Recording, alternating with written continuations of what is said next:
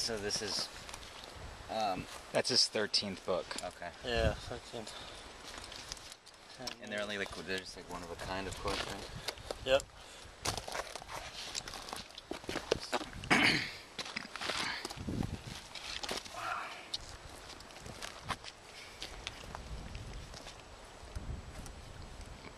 Imagine. I know, that's their logo. Yeah.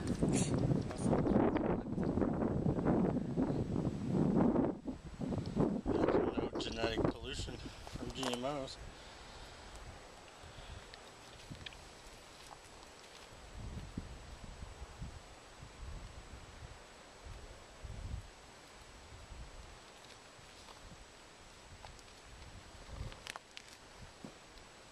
Well, that just feels like it's leather. It's just canvas, right? Yep. With all the paint on it, feels like leather. Use a lot of gel medium. They're acrylic. So these are like photographs of you as well, like, or it's the photos that you've taken and put on. Mostly. Yeah, I didn't take the ones of the seeds, but the vaginal ones. Wow.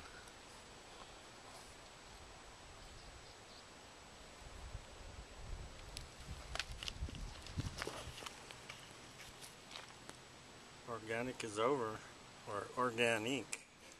Organique. Organ ink. Yeah.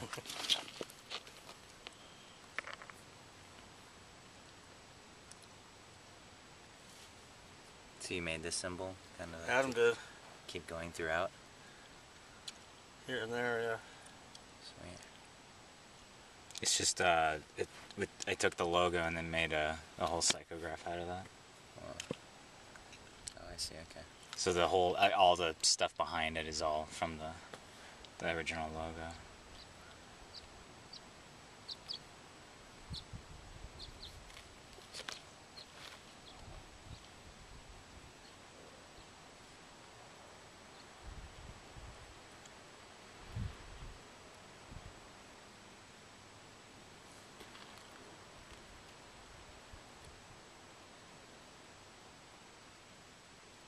So, what does this represent? Do you like just is each page like its own kind of story or aspect of a story, or? I try to avoid the narrative as much as possible because I have an illustration background. I try to go for more like expressionistic. There's the basic like merging of all animal, plant, human because of Monsanto. I see. So just like the kind of nature revolting and nature merging, protest and an embrace at the same time. Okay. That's a pretty spooky thought, yeah. To kind of just break the yeah. I mean, once you get into like cellular modification, it's almost like the difference between plants and animals don't exist. Yeah, and the Chinese got outed for making cows, dairy cows that give human milk, so they're already spliced human, so it's already happened. Yeah. Just a matter until it just, you walk to a forest and you step on the ground, it's part human, part animal, part plant. Swamp thing. But it's science. You can't argue with science. Are you a scientist? You're just an artist. I get scientists pissed off when I post some of these in comments online. Like these images. Yeah. You don't know anything about science. I'm like, you know shit about art. It's a two-way street. It's not an illustration. Your blessed science. This is an emotional response. This is a scream for survival.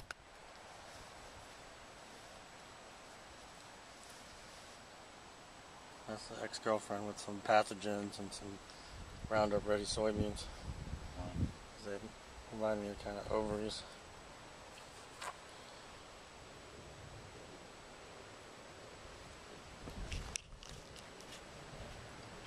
So allegedly, like this recombinant DNA food, fruits and vegetables can shut off or delete part of our DNA, like consuming it because of the viruses they use to splice. Could merge with our DNA and turn shit off. That's fucking scary. So like if eaten, consumed over time. Yeah. I guess technically I've been eating this shit for 20 years. Yeah, it's a long time. But then, they're always changing it. So it's not like we're, long-term effects from the first thing. Yeah. They've changed it. I think even the Flavor Saver tomato, I don't even know if they still make that. That was the first copyrighted by Calogen, and it had the trout enzyme. And they reversed the gene so it wouldn't rot when you took it off the vine. So, yeah, that's really disturbing.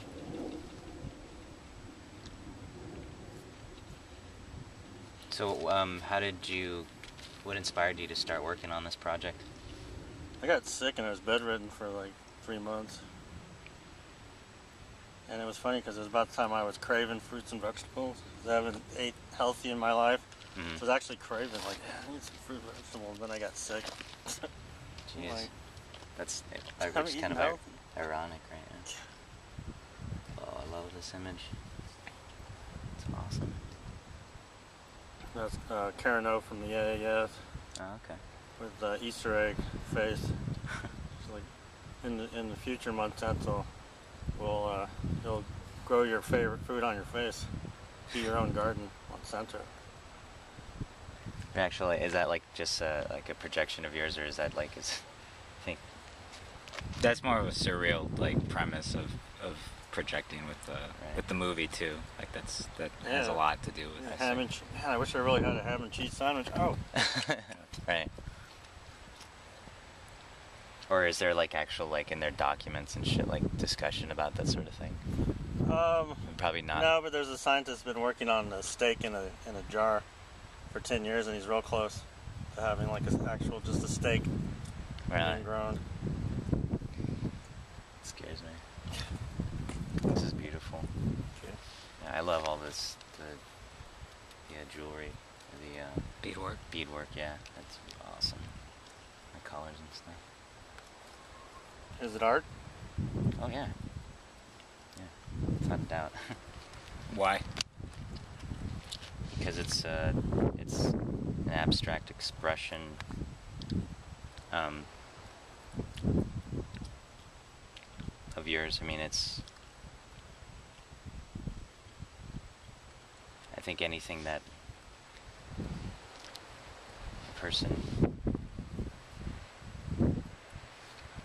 expresses.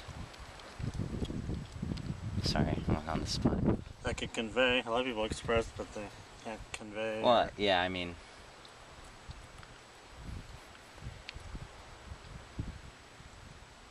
yeah, I try to convey. art to me is sort of it's the usage of, creative faculties that, exist on a scale that could all go all the way up to otherworldly. And then there's also, I think, the distinction needs to be made also between the art and the process itself too, Yeah. which is a whole other sacred thing in my opinion. But as far as this being art, of course, I mean, I think the Bible is art too. It's just a matter of the intention of the message and the way that it's received. Definitely. So I mean, all this other, regardless of its true meaning, art, yes, definitely. But to actually sit with what the prophet of the message or the creator of the work is it's a whole different thing than just finding something out in the desert and trying to imagine, trying to explain what in total that meant, originally. Because let's just say we found this out in the desert here. That'd be pretty interesting.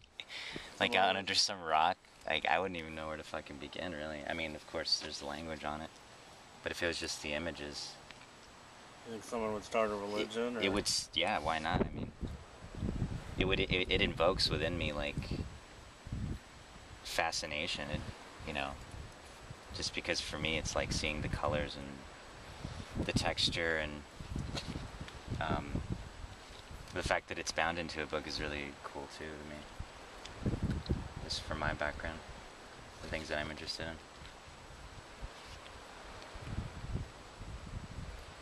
That's Janelle, the gal that I got initiated with in San Francisco. Oh, cool.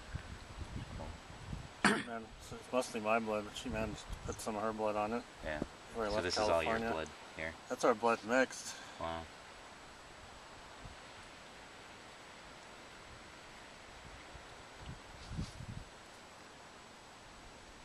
She's a looker.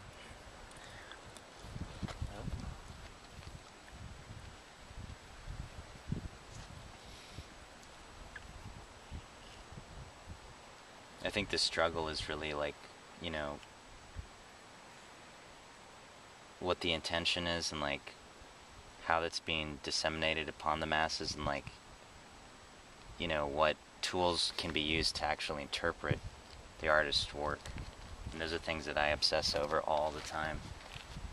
Even in just like the sheer brainstorming, you know, phases of like things that I'm working on, I'm like constantly just concerned about that. And for that reason, I like don't produce a lot. Like the things I work on are just, I just kind of spend all kinds of time and energy preparing for it. Then I do it, and then it's a long time before I come up with something else. And maybe it's kind of paranoid of me, in a way. I just saw a documentary on Scott Walker. You familiar with his music? Yeah, a little bit. Yeah, he's He had pretty like fascinating. 20 years where he just didn't produce. But Yeah. Some of my books take 2 years, and some of the paintings I work on for the full 2 years. Some go quicker and some take longer. A lot of times it is just looking. A lot of time looking. Right, absorbing. Yeah, So so to then when I speak. do paint, Right. finish like 40 in a night, but I've been looking at it for years. Yeah, see, that's what's cool to me. Is like like this project that I've been working on for the past 5 years is been. I realize now that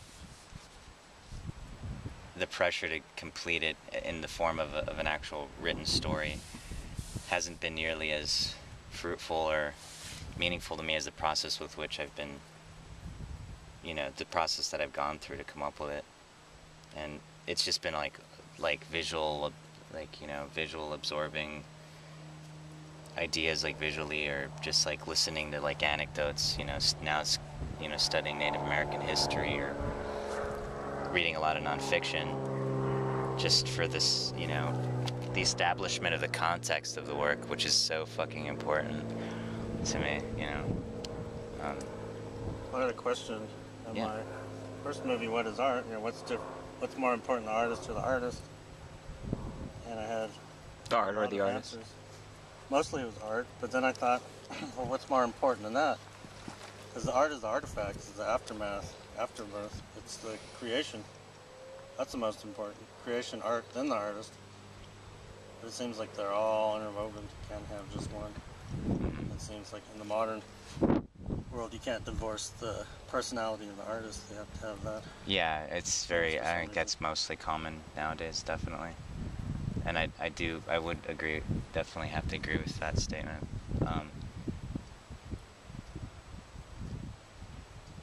On the other hand, I've thought a lot about the meaning of the ego involved in like the creation of art, and like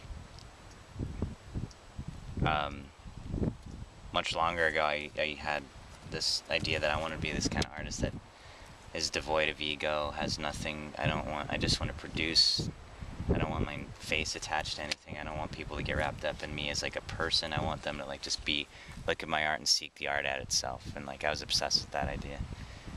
And now I feel like there's actually I have more of a positive perception of what the ego is and what it could be. And it's like basically like, you know, you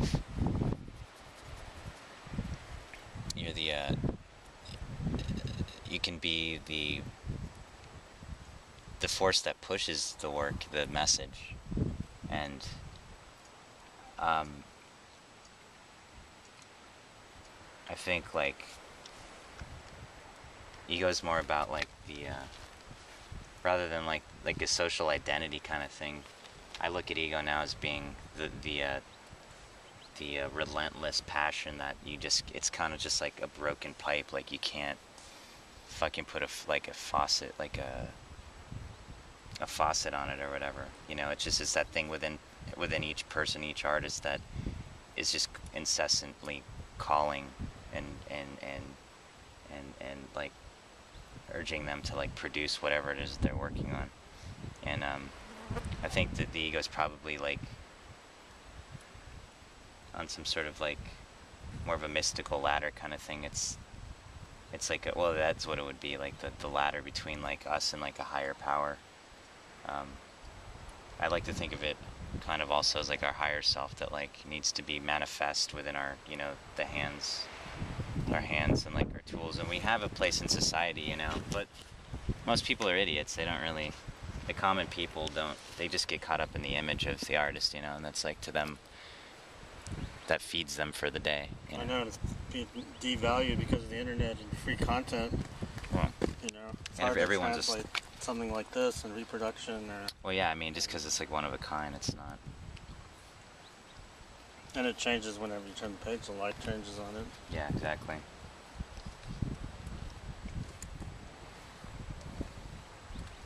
What would you think of someone like, say we're hiking and some crazy fucker, like some chick comes up here and she's got a gun and she destroys this book?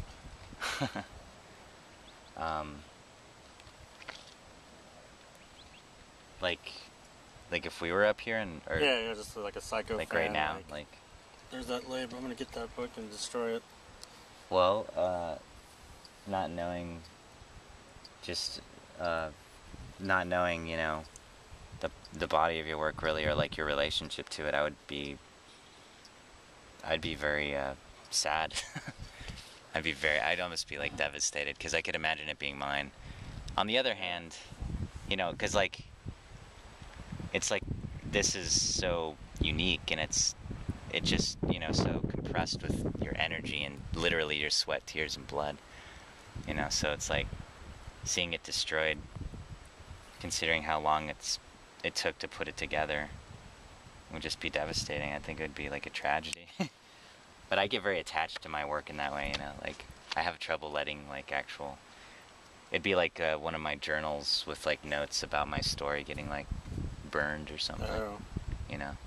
I mean, I don't know, it's like, I guess you could say like the ideas in here probably exist like all throughout in like different areas, like you probably have other copies of like, I mean, it's hard to say really, I mean, because this is a really interesting medium that you're working with. It's, I mean, and you have how many of these? 12 others? Yeah. And some have taken like years to make. Yeah. Like, what if all of them were destroyed? Yeah, that would, I think that Yeah, you would don't be, want to see that side of me. yeah. I think it would be really sad. When they got photographed for the first 5 for Coyote State in America, they had to insure them for $1 million each for me to leave it at the Trillium Graphics. Wow. That's Yeah. what you were, that's what they were, priced at? Like, Yeah, for insurance, they had like $1 million each, and I thought, wow. I could burn this place down. I'd be a $5 millionaire. But It's an interesting thought. a lot of people have destroyed my art, and we've documented some of it, and I have destroyed some. Yeah.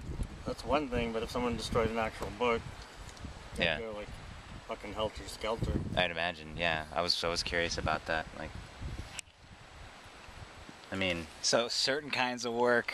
Well, no, I mean, I destroyed some of my best paintings, but an actual book, because that's my primary work. that's the Yeah, ultimate. right. But I mean, it's like, I think it's a matter of practicality. Then it's like, you killed a part of me, so yeah. I mean, yeah, it's. I can make work in prison. and it'd be worth it.